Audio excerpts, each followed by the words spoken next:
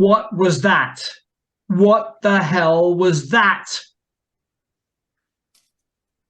Ruby draws another circle with her parasol, saying nothing. Eddie can't help himself but to look. He sees the north point of Ruby Pier, where Mickey is stumbling towards the edge of the jetty and falls into the sea. Moments later, Eddie sees his father scrambling back and forth, the hammer still in his hand. He sees Mickey and jumps in. They both struggle throwing punches, neither succeeding. After several minutes, Eddie's father drags Mickey back into the jetty, and though angry, having seen Mickey accost his wife, is trying to save Mickey's life. What was he doing? Saving a friend. Some friend. If I'd known what he did, I'd have his drunken hide drown. Your father thought of that too. He had chased after Mickey to hurt him, perhaps even kill him. But in the end, he couldn't. He knew who Mickey was. He knew his shortcomings. He knew he drank. He knew his judgment faltered. But many years earlier, when your father was looking for work, it was Mickey who went to the pier owner and vouched for him. And when you were born, it was Mickey who lent your parents what little money he had to help pay for the extra mouth to feed. Your father took old friendships very seriously. Hold on, lady. Did you see what that bastard was doing with my mother? I did. It was wrong. But things aren't always what they seem. Mickey had been fired that afternoon. He slept through another shift, too drunk to wake up, and his employer told him that it was enough. He handled the news as he handled all bad news, by drinking more. And he was thick with whiskey by the time he reached your mother. Your mother was going to take him. He was begging for help. He wanted his job back. Your father was working late.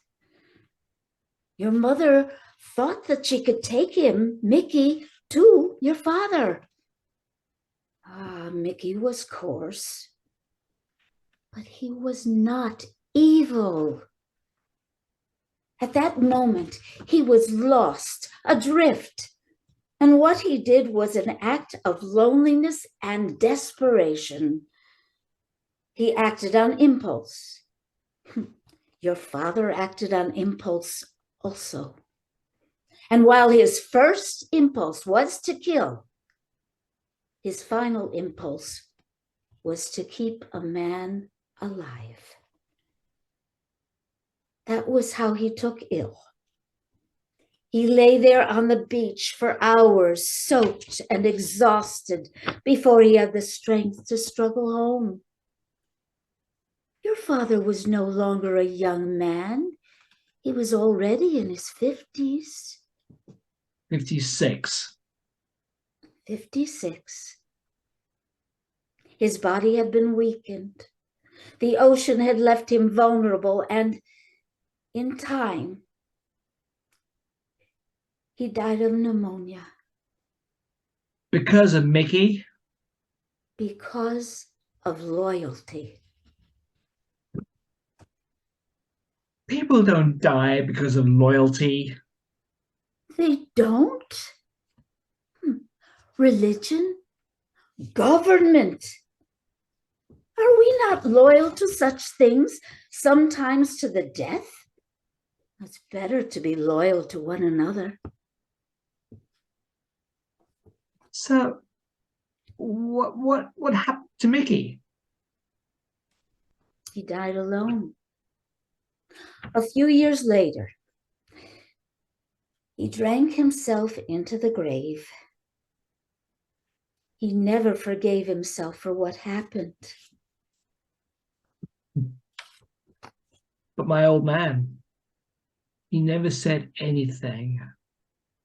He never spoke of that night again. Not to your mother, not to anyone else. He was ashamed for her, for Mickey, for himself. Well, in the hospital, he stopped speaking altogether. Silence was his escape. But silence is rarely a refuge. His thoughts still haunted him. One night, his breathing slowed and his eyes closed, and he could not be awakened. The doctor said he had fallen into a coma. After that, your mother stayed by his bedside days and nights. She would moan to herself softly as if she were praying, "I should have done something." Finally, at the doctor's urging, she went home to sleep. Early the next morning, the nurse found your father slumped halfway out the window. Wait, the window? Sometime during the night, your father awakened. He staggered across the room and found the strength to raise the window sash. He called your mother's name with what little voice he had, your brother Joe's and yours. And he called for Mickey. His heart was spilling out with guilt and regret. Perhaps he felt the light of death approaching. Perhaps he only knew that maybe the three of you were out there somewhere beneath the window. He bent over the ledge. The night was chilly, the wind damp, and in his state, it was too much.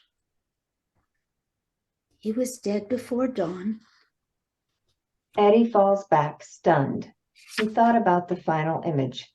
His father, the tough old warhorse, trying to crawl out a window. Where was he going? What was he thinking? Which was worse when left unexplained, a life or a death? How do you know all this? Your father lacked the money for a hospital room of his own. So did the man on the other side of the curtain. Emile, my husband.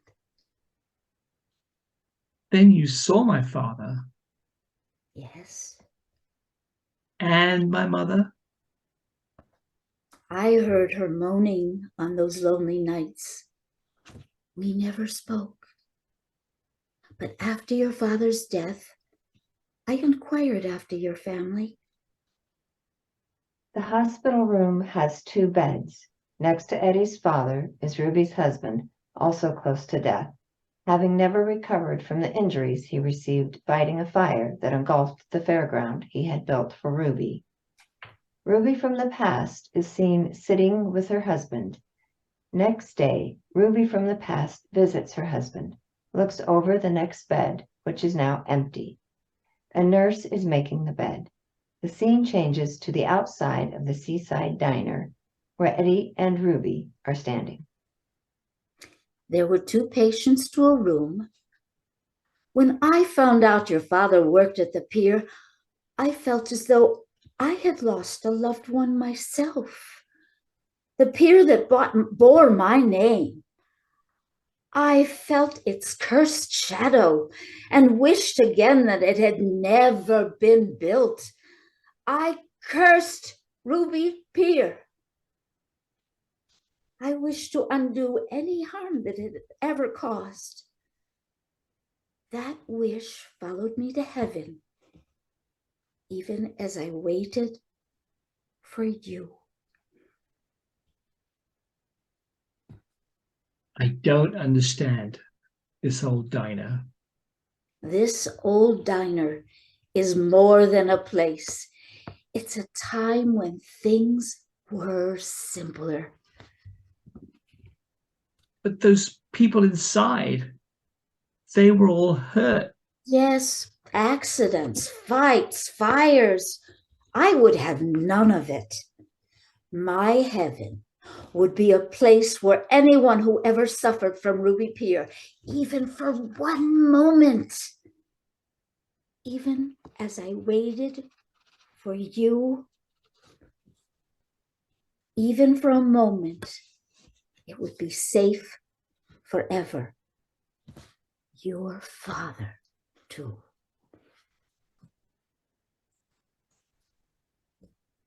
I hated him, you know. I know. He was hell on me as a kid. And even worse when I got older. Till he couldn't hit me no more. He stopped talking to me altogether. Edward, please listen. Please hear me. Holding anger is a poison. It eats us inside. We think that hating is a weapon that attacks the person who harmed us. But hatred is a curved blade, and the harm we do to others, we also do to ourselves. Why is everything so different than I thought? Forgive, Edward. Forgive.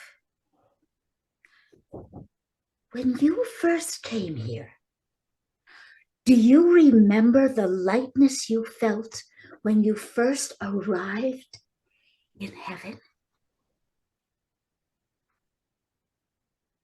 I had no pain, no worry. No hate. That's because no one is born with anger. We build it over the years with the things we don't say, but the things we bury. When we die, the soul is freed of it, free to see the truth. So, what do I gotta do? You need to forgive your father. When he died, he took a part of me with him. I was stuck after that. Your father is not the reason you never left the pier. Then what is? There is still one other person I want you to see. Wait. Ruby is gone. Eddie is back atop the mountain outside the diner, standing in the snow.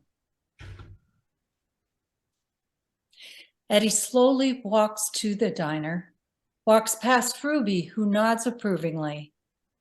Eddie reaches the door and hesitantly opens the door and walks inside. The diner is empty except for one booth, which is occupied by his father. Eddie turns towards his father and slowly starts to walk towards the booth.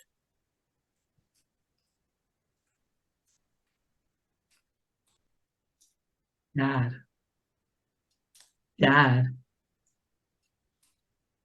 I'm here now. I saw what happened.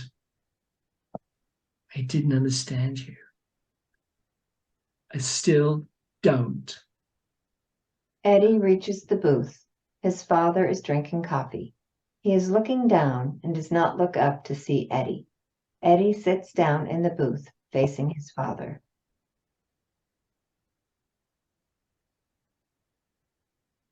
Look at me, Pop. I'm older than you. I was angry. I hated you. You beat me. You shut me out. I didn't understand. I still don't understand.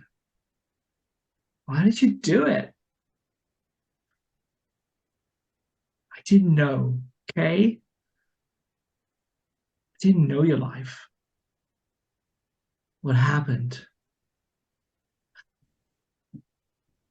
Didn't know you. But you're my father. I'll let it go now. Right? Right? Can we let it go? Okay? You hear me? You hear me, Dad?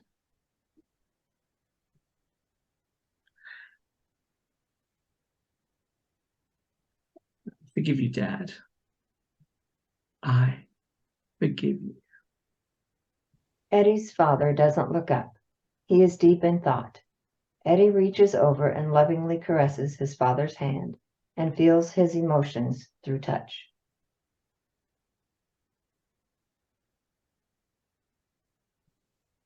It's fixed. Eddie intermittently pats his father's hand and then lovingly caresses it, all the time looking at his father. It's fixed. It's fixed. Ruby is looking from the entrance of the diner, then turns and walks away from the diner.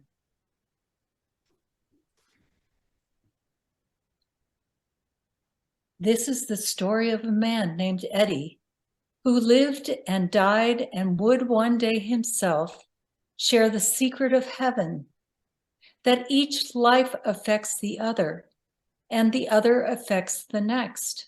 And the world is full of stories, but the stories are all one.